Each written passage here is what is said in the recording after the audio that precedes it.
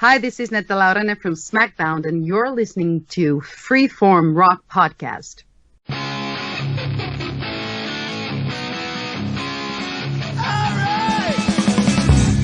You are listening to the Freeform Rock Podcast with Mark Alden Taylor. Welcome to the Freeform Rock Podcast. Well, we don't suck, right, Lee? Yeah. Sucky, sucky, sucky, sucky, dooba doo wah. Sucky, sucky, sucky, sucky, dooba doo wah. Somebody said that should be podcast. That should be our tagline. Hey, we don't suck. You know. I was like, yeah. We only blow. And since and it's the month of blues, so you know what that means. It's the month of Brian Davis from Damn Good Movie Memories, and also metalstation.com on Wednesday nights, 8 p.m. Pacific, 11 p.m. Eastern. That's right. Got it. Yep. Yes. Yep. So how you doing, Brian? I'm doing great, and I'm glad Lee's in a good mood. Oh, at least so far. I don't see why not. You must be drinking the good shit today. Or at least it's not coming back up. Yeah, the bathtub gin isn't working. Yeah. Yeah. I forgot to swim to my neighbor's bathtub and drink his gin. That's right. Hey, Jen, you're Mr. Vodka. Do you drink anything else but vodka? Mr. Jen? Jen. Who's that? So Jen. Jen, do you drink? Yeah. When someone else is paying for it. Why is vodka the cheapest of the hard liquors? Yeah, it's at least $1 cheaper. Damn, okay. You know, whiskey is like not. Vodka's like $2.50. Whiskey's like $3 or $3.50. Man, that's expensive. You must get the small bottles. I get the small bottles, not the ones that are as small as my pinky finger, but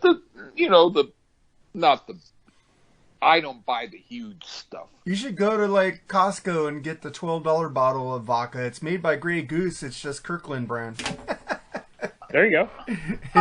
You won't have to go to the store as much. Yeah. All right, I'll just have to spend a lot of money on transportation, but that's okay. It all evens out in the end. Yeah. All right, so today we're Brian's pick for this week was John Mayall, Yep. and the Bluesbreakers with Eric Clapton. I think did we do one of his albums, Lee? Yep. Yeah, and this one is with Eric Clapton, and we did Eric Clapton's solo record, the one he did in Florida. I can't remember some address of a house. Yeah. Yeah, and I liked half of that album. 461 Ocean Boulevard, I think. I liked half of that album. So Lee wasn't happy with the other half. And I don't think you liked the other half either, Lee. But I don't remember. That sounds about right. Yeah, this is with Eric Clapton. It was known as the Beano album. It's a studio album by John Mayall and the Bluesbreakers, produced by Mike Vernon, released in 1966 by Decca Records, and pioneered guitar-dominated blues rock sound. The album was commercially successful, and most critics viewed it positively. In 2003 and 2012, Rolling Stone ranked it number 195 on its list of 500 greatest albums of all time. It was voted number 391 in Colin Larkin's all-time 1,000 albums in 2000. So how did you get into this one, Brian? Yeah, this is a lot like the Paul Butterfield blues band debut that we did last week. And my dad, I remember he gave me the cassette when I was a kid. Actually, I think technically he let me borrow it. I just never gave it back. So I appreciate that, my father. Oh, yeah. But before I got into hard rock and metal, I was only interested in blues and like old school rock and roll. So John Mayall's Bluesbreakers was kind of a staple of my tape collection for many years. And it was definitely the introduction to both Eric Clapton and John Mayall. For me. And then also hearing the bass work from John McVie, who of course went on to, be in Fleetwood Mac. So if you want to hear kind of an early showcase of Clapton's guitar work, this is really the album to start with, I think, even more than the Yardbirds, because after this album Clapton then, joined Cream, and then, Clapton considered Mayall like a father figure during his short tenure with the band, and he really grew a ton as a guitar player and also a singer in this short amount of time. And this album was incredibly influential on many guitarists of the time, like a young Jimi Hendrix, because he went out and bought a Marshall amp after seeing that Clapton used one, playing live. And it should be mentioned that even though the Yardbirds kind of get the distinction for being like the band that was like the breeding ground for all these legendary guitarists in the rock world, of course, Clapton and Jeff Beck and Jimmy Page, John Mayall's band was just as prolific, because you have Clapton, Peter Green, and then Mick Taylor. So, the John Mayall should not be forgotten and definitely not be scoffed at. Yeah. In fact, my sister saw John Mayall. It was only like maybe, I forget how many years ago, like maybe 2 or 3. And he's still going strong. And she saw him in New York, and she loved the song California. And she thought, should I ask him to do the song California? Because that's one of her favorite songs of his. But she went, but we're in New York. But she mentioned it, and he did it. And so she thought that was really cool. Yeah, that's awesome. Yeah, that's really cool, man. I like I said in the last episode, I didn't have anybody to get me into the blues, so I've been into the blues, but it's all the blues that people know, like the Yardbirds, Led Zeppelin, Stevie Ray Vaughan. I don't know this older. I know, like bands like Led Zeppelin and Paul Rogers or Bad Company got me looking at the older blues guys like Muddy Waters and stuff like that. So, and also Big Head Todd and the Monsters when they did Boom Boom Boom with John Lee Hooker. I go, man, I love that John Lee Hooker guy. I was like, this is freaking cool. And bands like that got me to go look back, but I haven't went this far back. So this is really cool listening to, and I'm not really much of an Eric Clapton fan, but we'll get into this album and I'll talk about that a little bit, why I don't like him solo. Sure. So let's get into this album. We got make sure, Brian, you picked the first song, All Your Love. So here's All Your Love on the Freeform Rock Podcast.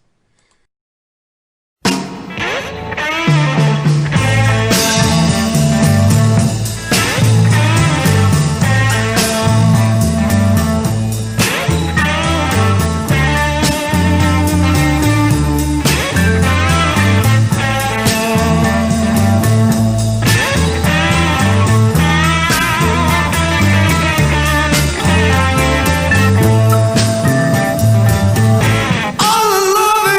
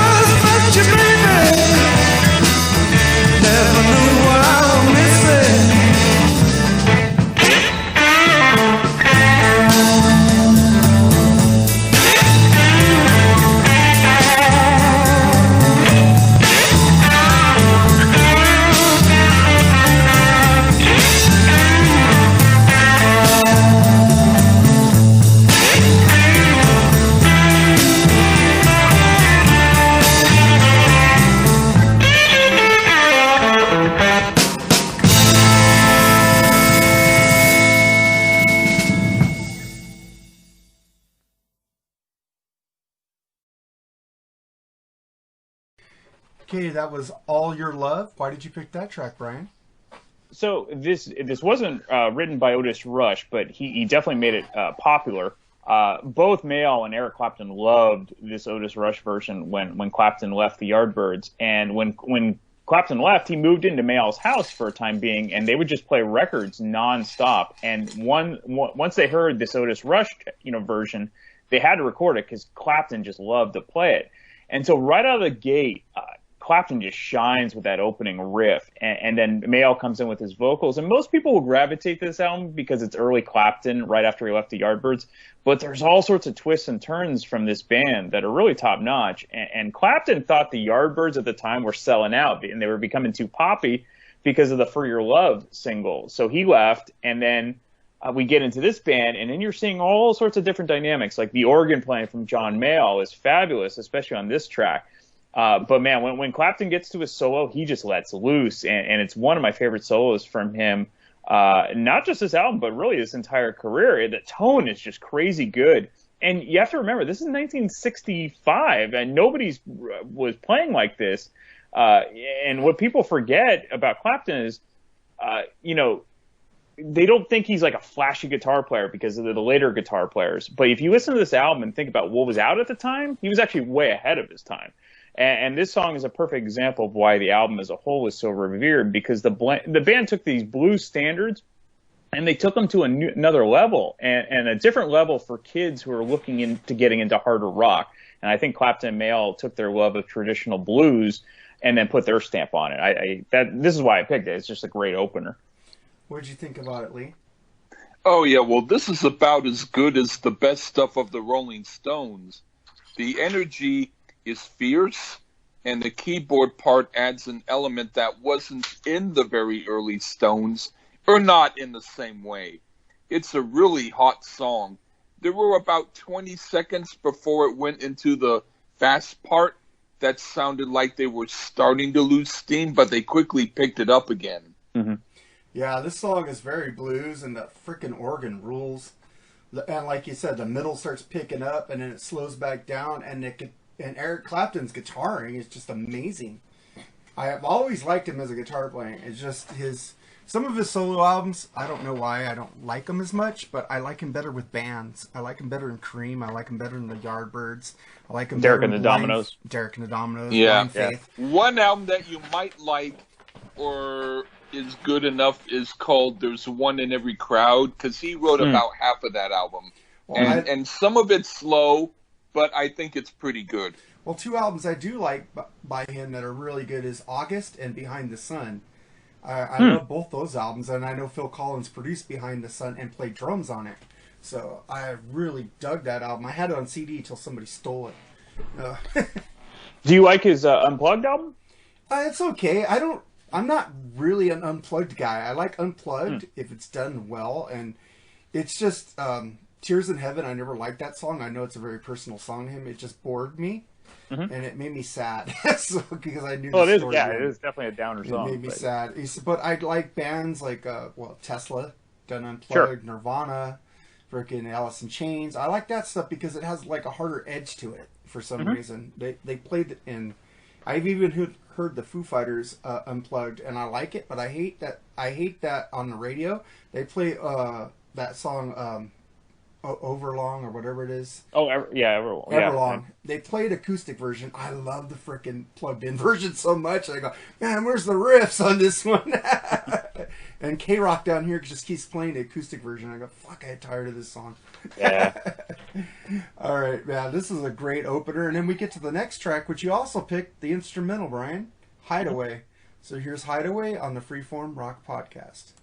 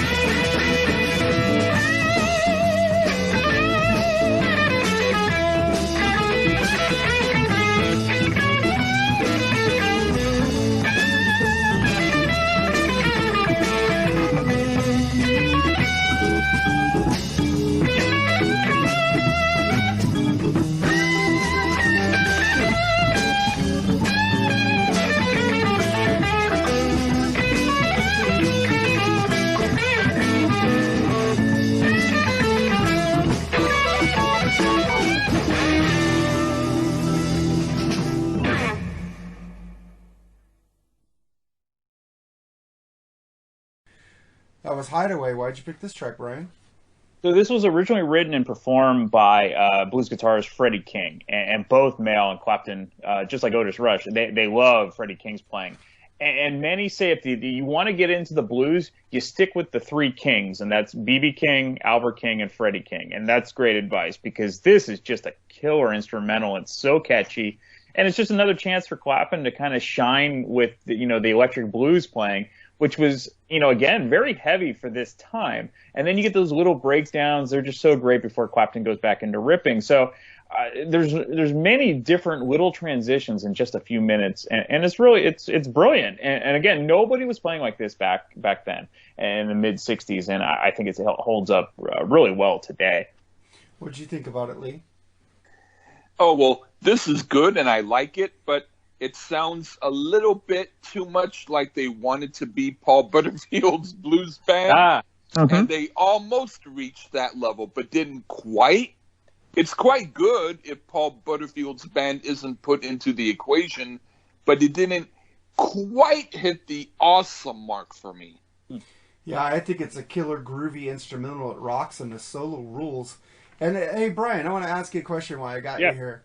Yep. Eric Clapton, he did the song After Midnight, right? Yeah. But which version do you like better? Do you like the original or the one he used for the Miller commercial? I don't really know if I know the Miller commercial, so I think I only know the original. Well, After Midnight for the Miller commercial was he sang a lot slower on it, and it was more grittier.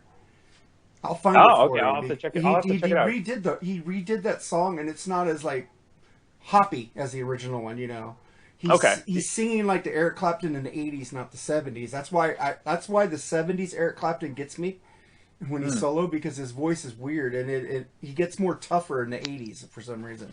His voice. Yeah, he started to get off drugs and alcohol in the 80s too, so that probably made a difference as well. Yeah, his 70s stuff is really it's hit or miss for me as well. I enjoy a lot of it, but yeah, I'm with you. I'll find you the After Midnight version that he did for the Miller commercial, and I think it was a re-released version of it, and they used it. But I liked his.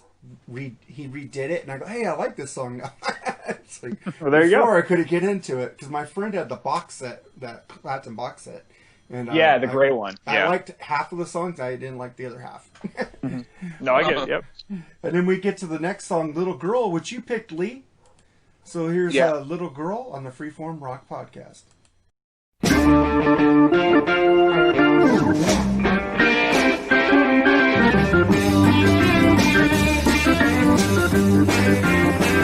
You're gonna be my little girl. You've been through 18 years of pain. You're gonna be my little girl. You've been through 18 years of pain.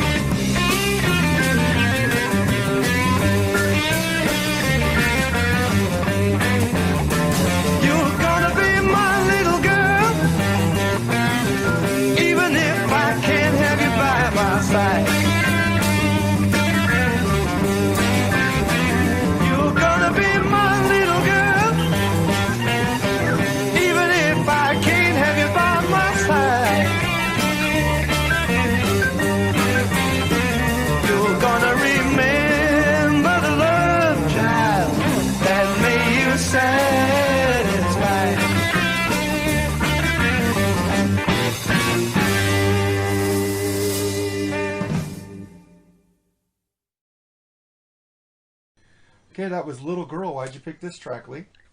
This sounds like where 10 years after got their influence. It's like a hot song that 10 years after might have done, but much better than anything off that group's first album. It's a great bluesy rocking song. It's tough and hot, and I really dig it. What'd you think about it, Brian? Yeah, so this is one of the original songs written by John Mayall on the album, and it was about a girl he was living with for a while. And then when things got rocky with them, he'd write songs about it. So I don't think John Mayall gets enough credit for his vocals. He sounds great on this album and other albums as well. You know, Yeah. Little Girl is an example where if a pop band at the time who weren't like virtuosos of their instruments, if they had done this song, it would be like a simple pop song. But when you have a band that's like kind of in top form and they can really play their asses off, they make kind of a basic pop song into a really cool rock song. And I think 10 Years After is a great example. And then in this case, especially when Clapton, gets to his solo, it's great. And then John McVie is great here on bass. I don't think he gets mentioned enough about his solid playing on this particular album, along with Huey Flint on drums. Yeah, I didn't know he was on here till you said it, and I scrolled down Wikipedia. Go, oh, yeah, I love John McVie on bass. He's a great bass player. Yeah, this song is awesome, man. It's killer riffs to start the song. Loving the groove they have going on, and I already said I'm not much of a Clapton fan, but I do love him with Cream, Jericho on the Dominoes, and Blind Faith. But this track is awesome, man. I love it, and I do love John's vocals though. It's really good. Mm-hmm. I like it a lot. I like it a lot. A lot. A lot. Little movie humor there. All right, and then we get to the next song, Another Man. What'd you think about this song, Brian? Yeah, here's another original written by Mayall, and it's kind of a throwback to the early blues that you would have heard from the early blues like harp guys like Sonny Boy Williamson or Little Walter. And I love how it's just him, the harmonica, and then some hand claps. And it's the kind of the type of song that you would like sing to yourself if you're working somewhere or you're just driving around. It's quick, it doesn't wear out its welcome, and you'd have to think Robert Plant was kind of influenced by this sound, because he would do something similar to the beginning of Bring It On Home, which was on Zeppelin 2, which was basically just a Sonny Boy Williamson track that they made it a little bit heavier. But that intro is very much like Another Man on for this album. What'd you think about it, Lee? This is a great country blues. John Mayall can certainly hold his own playing harmonica without accompaniment. I wouldn't want to hear a whole album like this, but for one song, I think it adds a cool element to it, and it works really well. Yeah. Yeah, it's cool hand claps with the killer blues harp going on. This is short but sweet, but I love it. It's only 1 minute and 45 seconds, man. That's a single. Have you ever heard a song that was like 2 minutes and it seemed like it was 5? I'm sure I have, yeah. Well, it's like the song by Foreigner, Long, Long Way From Home. It's really short, but it sounds like it goes on forever. I don't know what it is about that track. And some songs like that. I think it's really good. You just want to keep hearing it. And then we get to the next song, Double Crossing Time. What'd you think about this one, Brian? Yeah, this is the only track written by Clapton, and it was also co-written by Mayall. And it was originally written before this album, and it was supposed to just be a single, like a non-album single. And originally it was going to be called Double Crossing Man, because Jack Bruce, who was in John Mayall's band, walked out on the band and then joined Manfred Mann. So that it was going to be kind of a, like a wink to him leaving. This definitely has like an Albert King sort of vibe. Great vocals from Mayall, and of course Clapton shines, and he makes every note count when he plays. And the piano from Mayall is subtle, but it's terrific and just really well done. Slow blues song that fits well on the album. And Mayall, obviously plays he plays guitar. I don't know if he plays guitar on this, but he does play guitar. But he's pretty much piano, organ, and harmonica here. What'd you think about it, Lee? Oh, well, this is another song that almost, but not quite, reaches the level of Paul Butterfield's blues band, but I will say the guitar work is fantastic and saves the song and makes it one I still like hearing. Oh, and I did watch that movie. I recommend it to everybody. It's on Amazon Prime free if you're a Prime member, on Paul Butterfield. Really. Yeah, good. Horn from the Heart. I think it's Yeah, called. it's pretty sad though. Oh, It is. Oh, It is. okay. Yeah, but it was good, man. It showed the guy had a lot of influence on a lot of artists, man. He really did. And a lot of people wanted to play with him. It's like, dang. Oh yeah. And the way He's in the Last Waltz with the band. I think that's on there. So yeah. Well, Oh, yeah. and he played the harmonica upside down. I was like, wow, I didn't know that. Wow. Yeah. Wow, yeah. That was a great movie, man. Great documentary. He's got his ex-wife in there. His sons are in there. Pretty cool. Yeah. Right on. And then we get to the double crossing time. This rules. I love the piano. Like, I love the piano that's played like this. It's so good with the soul on the vocals. This song you could smoke a joint to or sip some whiskey to, and the guitar sings, man. You can't get any better than this. I love this track. It's my favorite one on here. Oh wow. And then we get to the last song on the first side of the vinyl, What I'd Say. And when this is what Lee picked, so here's What I'd Say on the Freeform Rock Podcast.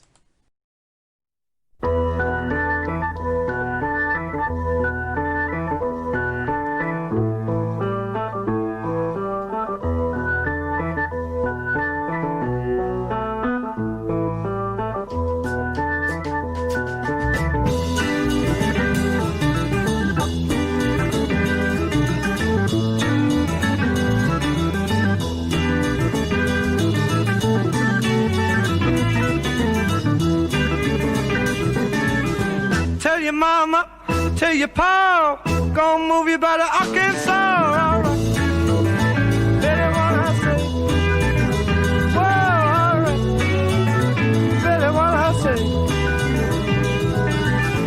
Oh, baby. Oh, baby. All right. Better what I say. Better what I say. Oh, all right. Yeah.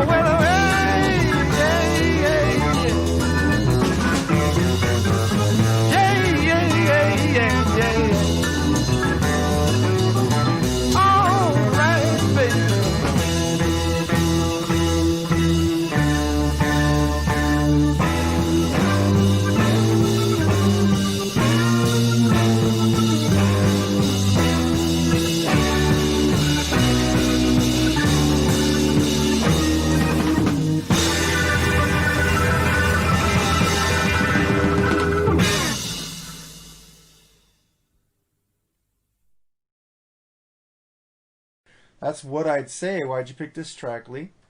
This is one of the best songs on the album. Great rock and blues jazz stuff. I could groove to this. This sounds like it was the start of the blues jazz scene that came shortly after this. Quite hip. And Mick Fleetwood's drum solo is also really hot. Mick Fleetwood was on here? I don't think so. You mean Huey Flint. Huey Flint. Mick Fleetwood's the drummer. Is he? I didn't know that. For this? Yeah. Let me look this up. Let me look. It says Huey Flint. Mick Fleetwood. On Wikipedia it says Jack Bruce was on bass on a couple of these songs. It doesn't say anything about Mick Fleetwood. Wikipedia could be wrong. Mick Fleetwood was on the album. No, it's Huey Flint. It was John Huey McVie. Flint was like some kind of early guy. No, he was originally on the album. I don't know what Fleetwood was doing. I know definitely John McVie was on the bass, but well, then if I got it wrong, then I got it wrong. But whoever did the drums, it's good. okay. Okay. we think it's Huey Flint, but somebody can correct us. All right. What'd you think about this song, Brian?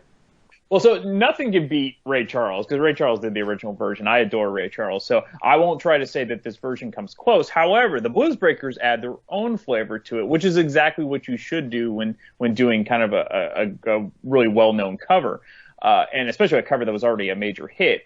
This song was probably only like 6 years old at the time, so it wasn't like in the iconic status like it is today, but still, you have to get it right, and I think the Bluesbreakers did. The addition that the band brings, and Lee mentioned it, is a few things. One, you get Clapton's guitar fills and then the drum solo in the middle of the song, which was totally unique for the time, on a studio album, and it's really well done. And there are a few studio songs where you get a drum solo, but when you do it, you better get it right, and I think they do here. And this used to be their closing number when they did have when Clapton was in the band. So, yeah. And by the way, I just found out, it was Huey Flint. That's some I never knew. I can put in the notes.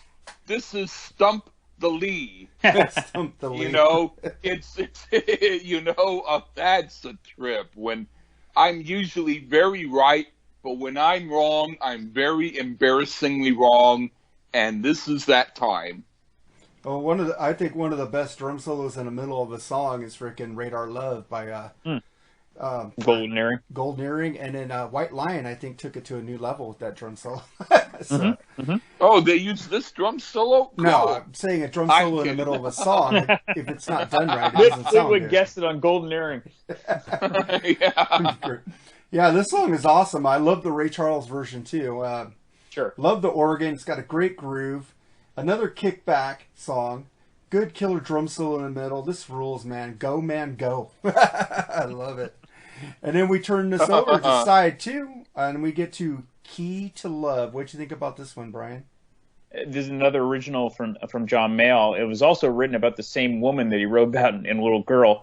I love the start of the song with the horns up front, and then they just kind of add flavor throughout the song, which is great, and really a cool upbeat rhythm. And then Clapton just comes in ringing with his guitar solo. Again, nobody was playing like him back in 1965, 66. So really killer guitar tone here. And my only beef with the songs is I think it should be longer. It really comes and goes quickly at just over 2 minutes. I think it's a great track. Great way to lead off side 2. What'd you think about it, Lee? This is like a rocking version of Mose Allison. It's really good. It's one of the jumpiest songs on here. And I wouldn't mind seeing some women dancing to this.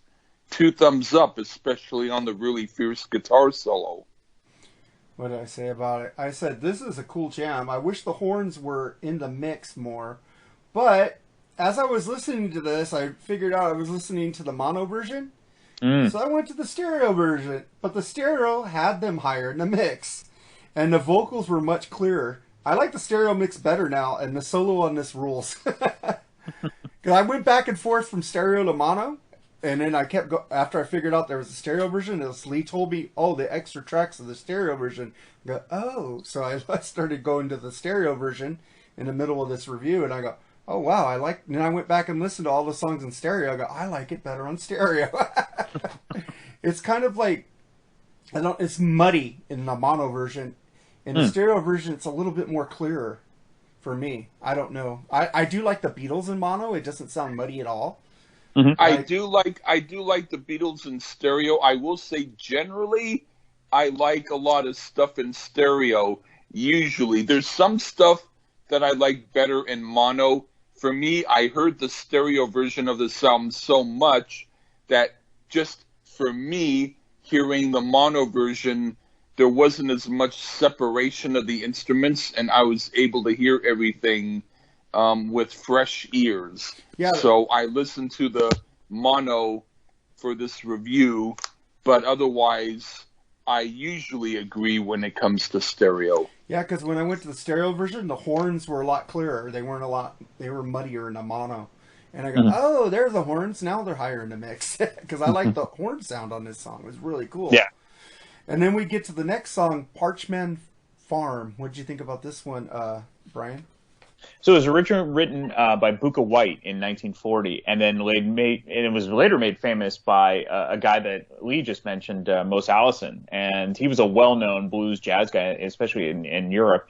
The Who famously covered Young Man Blues often in their live show, which was a Mose Allison track. And in the case of Parchment Farm, this is just a fun jump blues kind of track. It's upbeat, much like Key to Love, but more in a traditional old school blues way, which makes sense because it was written in the early years of the blues. And it's kind of song that you would get up and dance to, like at a juke joint, way back when.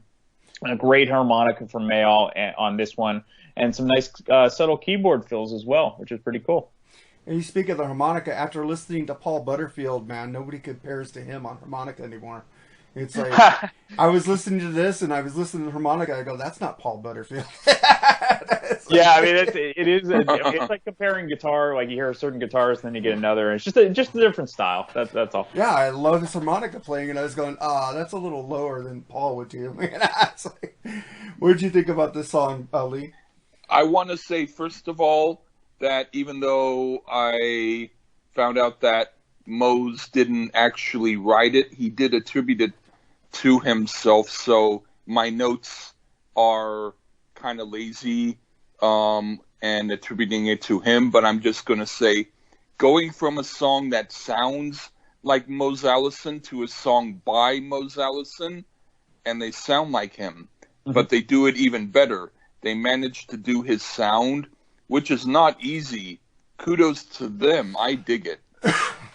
Yeah, this was a really good song. I enjoyed it. And traditional blues here, and the harmonica playing is good, but not up to the level of Paul Butterfield. Like I just said, I was like, after I heard Paul Butterfield, I'm like comparing all the harmonica. Even Huey Lewis, I go, Huey Lewis is almost there. And I go, but fucking Paul Butterfield, man, that guy could rock it. Yeah.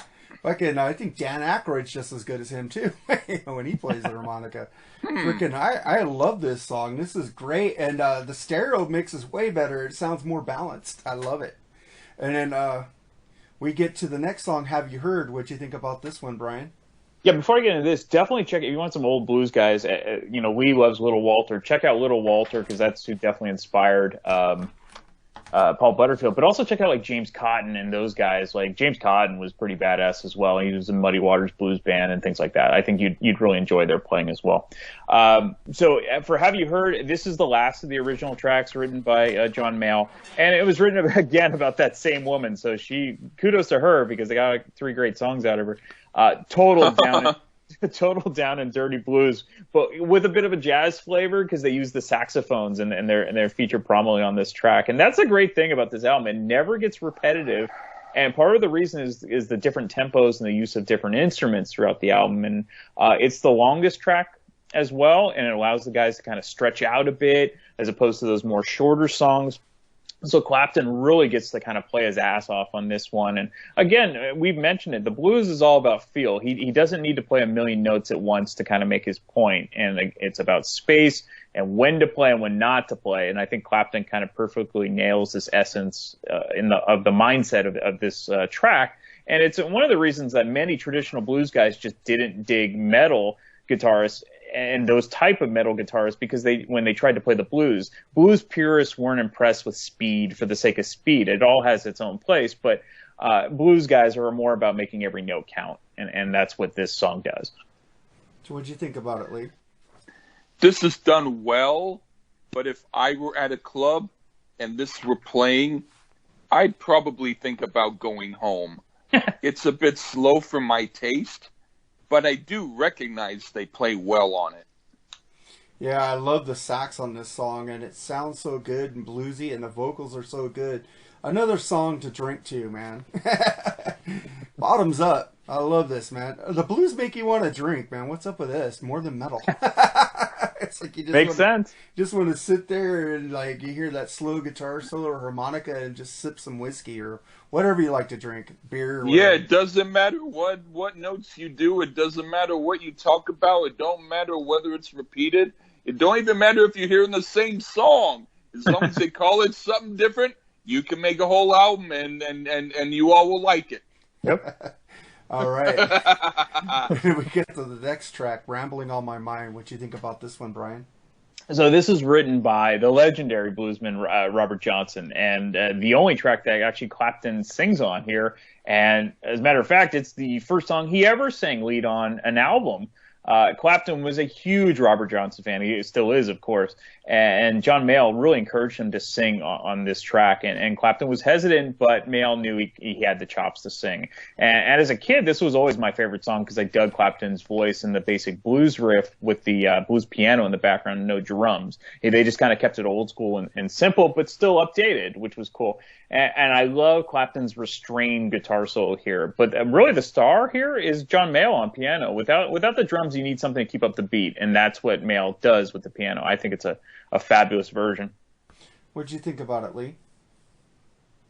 Well, this doesn't do anything for me. It sounds too second tier. It sounds like the bar band had a half hour left to play, but nobody is around. So they're going through the motions to collect their paycheck. It's the one filler song. Oh, wow. I love the honky-tonk piano on this. It rules.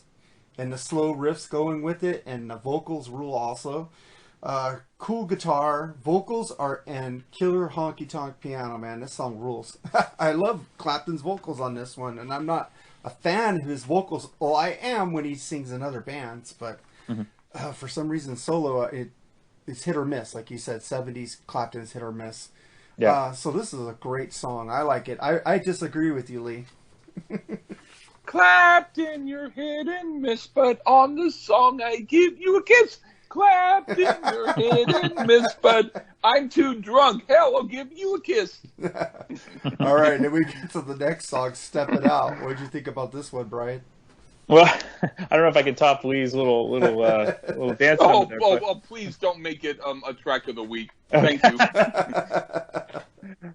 This is the other, Steppin' Out's the other instrumental on the album, and it was originally written by Memphis Slim in 1959. So the saxophones, again, they add some great flavor to the song, but Clapton just rips here, and you get a great organ solo from John Mayall. And it's a shame we only got one album from this lineup, because as much as I love Peter Green in the Mick Taylor years, I don't think anything can top this album for John Mayall. It's a must-own for blues lovers. Also, I love kind of the fake-out ending towards the end of this track, and then Clapton comes back in with a great intro riff before finishing off the song. I think it's fabulous. What did you think about it, Lee? This pretty much equals the Paul Butterfield Blues Band. This is one of the best songs on the album, and the guitar work is awesome. This is fierce and great. Yeah, it's killer riff to start the song, and the bass on this one is high in the mix. I love it. It's killer instrumental. I could hear Stevie Ray Vaughn doing this whole album, or Government Mule doing this whole album. So Government Mule can get on it. Stevie can't, but Government Mule, you should do a covers album of this album. I would like to hear how they do it. And make it better than the other album. They have a lot of albums, Lee. That was just the one. Yeah, well then make it better than all those albums. Then we get to the last track on the album, It Ain't Right. What'd you think about this one, Brian? So it's a cover song from Little Walter, and man, what a way to end the album. This song is so good, and if you're driving, you're going to increase your speed subconsciously. The riff from Clapton is great. And then Mayall just wails on harmonica all over it. I think this is definitely his best harmonica performance on the album, and one of my favorite tracks from the album. It's a total barn burner, and the great ending here with the the kind of the blues standard type breakdown. Perfect way to end the album. What did you think about it, Lee? It's a cool country blues number. It's a good album closer, and it's a little more mellow in the country blues tradition, but it's still a great song, and the band plays with gusto. Very cool. Yeah, that's a great track. Killer blues jam to end the album, and the blues harp goes off. Fucking love this track. Great song to end a great album, man. I liked all the songs on here, Brian. Thank you, man. Awesome. No problem. Great. Lee didn't like as much, but he did like it. Well, I liked. I would say yeah, but hey, I'll still listen to it over. I don't know, but I'll listen to it over a lot of albums. Well, this is an album I would like to get on vinyl. This is really cool. I'm going to look for it. Yeah, they have it. It's out there. I have it. So. Oh, cool. I'm going to check. Yeah. I'm going to get this one as soon as I get money. Money's kind of scarce right now. You might as well look for a old copy in a used record store as opposed to being, hey, I'm a millennial. I need 181.5 grams for $50 with that extra cool etching on the vinyl. I like gold cover stuff. I'd like to show people a nice shiny cover. You can find one probably somewhere for $5 or $10 if you look hard enough. Or I mean that's just what I used to tell myself. Mm-hmm. I got this one's actually tougher to find. I've always looked. And there's plenty of Mayall stuff out there. It's just not the first 3 albums because that's the biggest. Because you have Clapton, Peter Green, and Mick Taylor. So you may have to actually buy this one new. But if you can find it used, definitely do it. So I will say that for this one, I did when I actually bought it. I did have to buy a reissue of it. I couldn't find the original. I mean, I think I found A Hard Road and I found Crusade. Yeah. I forget if they were completely original, but I found them for used. Mm-hmm. But this one I did have to buy it. But I mean, at the time I bought it, which was like about at least 20 years ago, it was about $6. Mm-hmm. Well, I did get the 2112 Rush 200 gram for $25, and it had an etching on side 4. There you go. Oh, lovely. Yeah, it was great. Hey, man, it's cool. I mean, if you're someone who's into Rush, you're someone who's also into looking at insects through these bug glasses with laser lights and with your lady friend who looks like she watched the movie War Games 200 times. So hey, you're right up there, man. Hey, she probably did. She loves that movie, and so do I. Hey, I do too. Next time I should start the episode. Go. Do you want to play a game? Shall we? And I would say you took the words right out of my mouth. All right, man. Did you check out the 2 bonus tracks for the Lonely Years and I think it was Bernard Jenkins? I couldn't figure it out with the bonus tracks because it went. Because it I was going to, and I wasn't. I don't think I was able to, or if I did, I forgot to talk about them. Well, go ahead, Brian. Tell us about the bonus tracks. Sure. On my copy, it went stereo to mono on the same thing, so it's kind of confusing. Yeah, it was on a CD reissue that I have. It's not on the vinyl.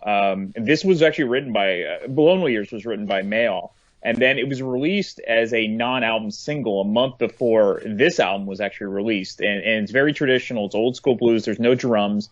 Mayall sings and kind of plays really like in a harmonica, and then Clapton on guitar. It definitely sounds like it could have been written in the 30s because it has that kind of Robert Johnson flavor to it.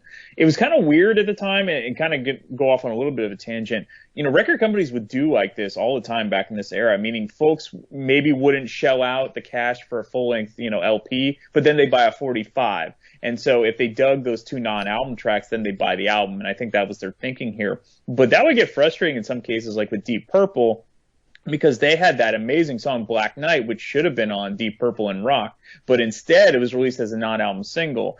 And I think the labels were just thinking, well, either people were only going to buy singles, or if they were super fans, they would double dip. And I think that probably was the case here. I think it's a good song, but it wasn't as stellar as the main album. And but it was nice to have it as a bonus track a few years, many years later.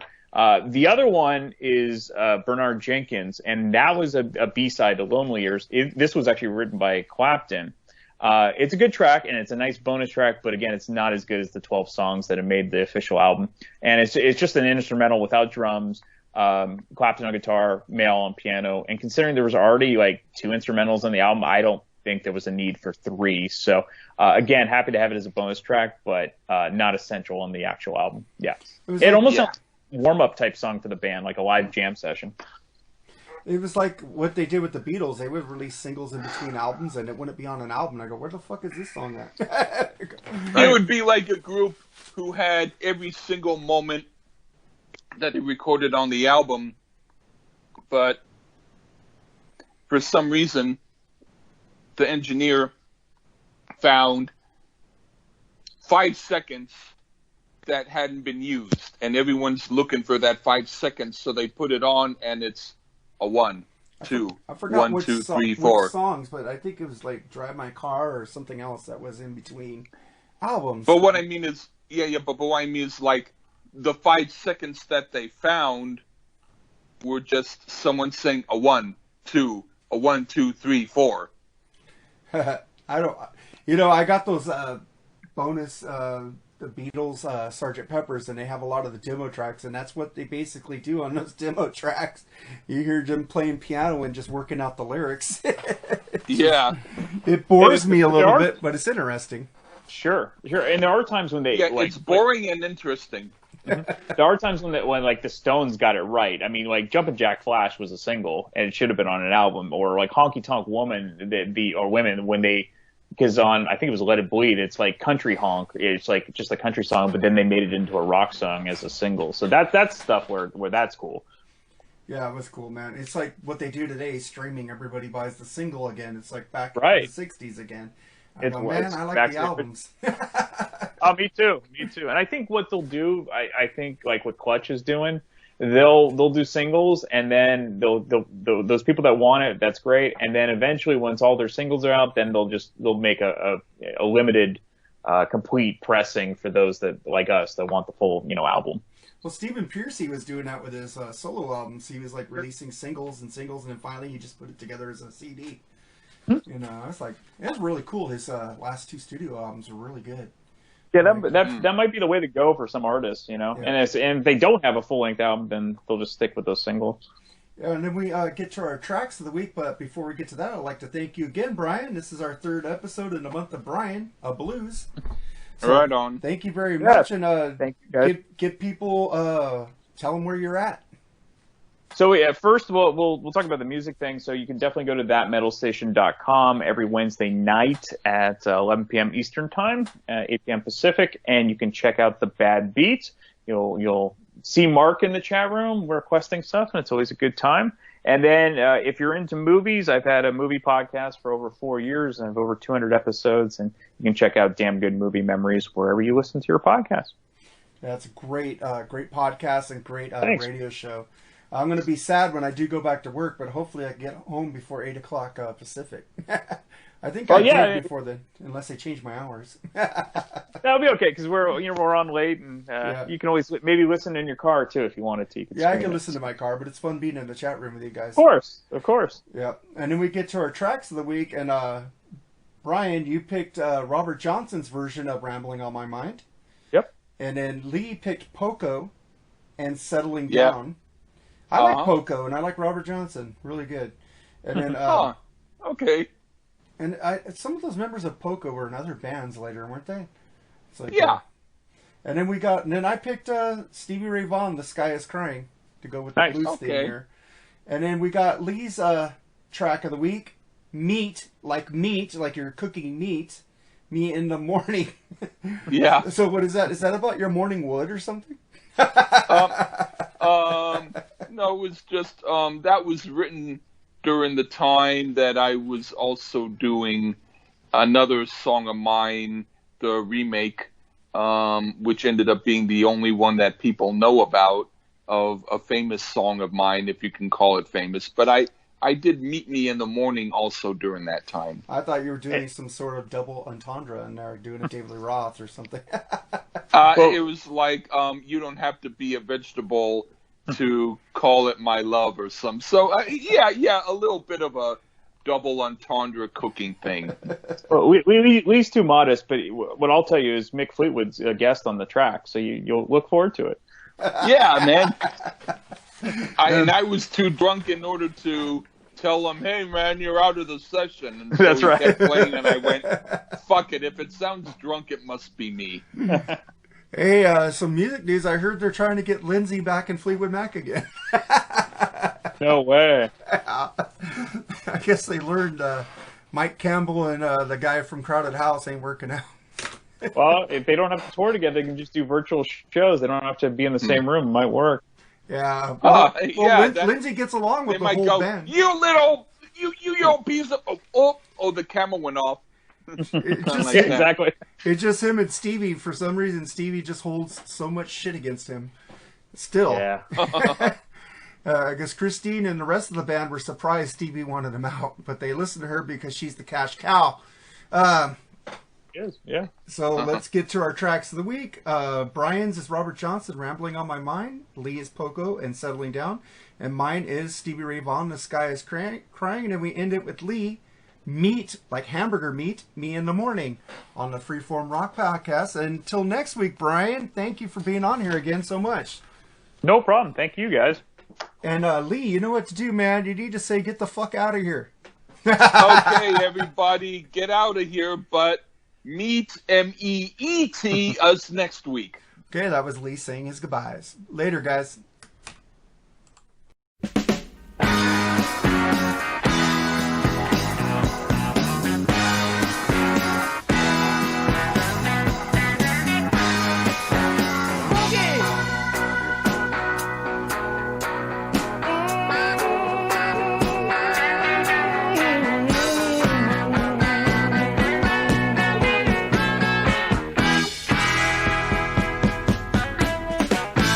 Here I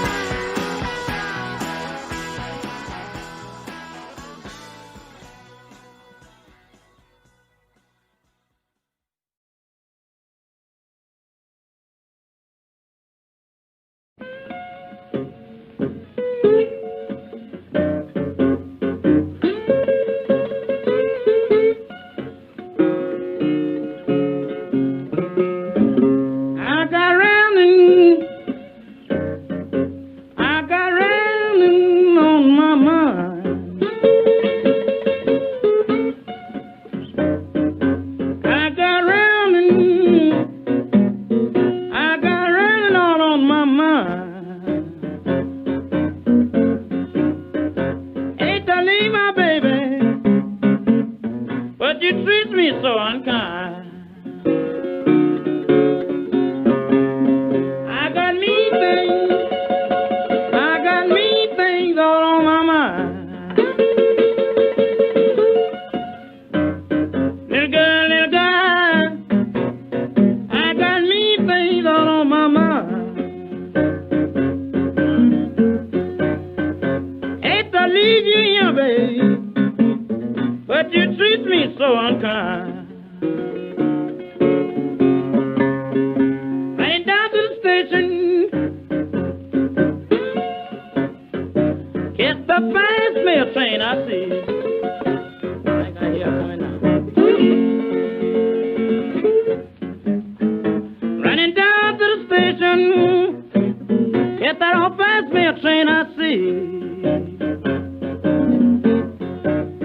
I got the blues about me so-and-so, and the dog got the blues about me. And I need this morning, with my arm full, I've been crying.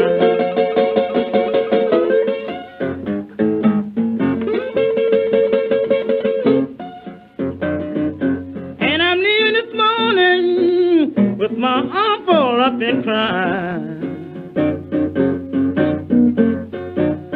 I had to leave my baby, but she treats me so unkind. I got me things on my mind.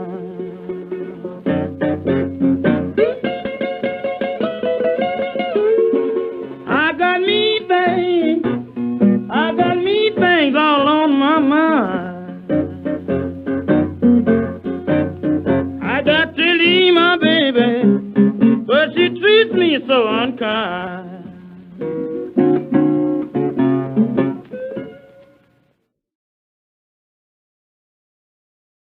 One, two. The sky is crying.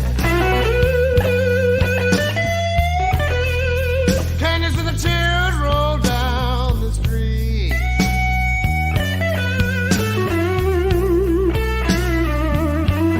Sky is crying. Canyons and the tears roll down the street.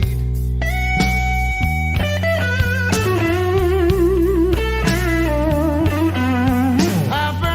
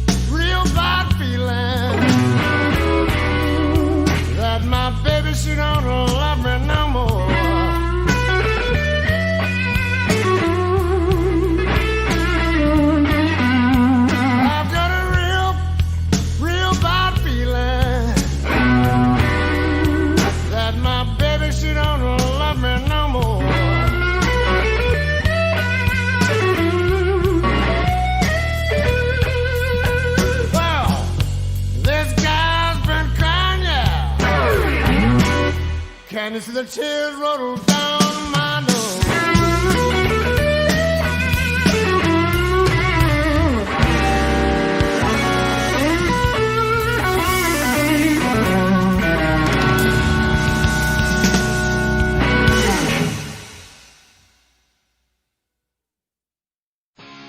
You have just listened to the Freeform Rock Podcast. All music played on the Freeform Rock Podcast belongs to its owner. If you like it, go out and buy it. Get your music on Amazon, iTunes, or at your local record store. Support what you love. Support the artist by seeing them live. Purchase their music. The Freeform Rock Podcast is not affiliated with any of the artists or music that we play. Thank you for listening to the Freeform Rock Podcast. We'll see you on the next episode. Until next time, stay free and rock on.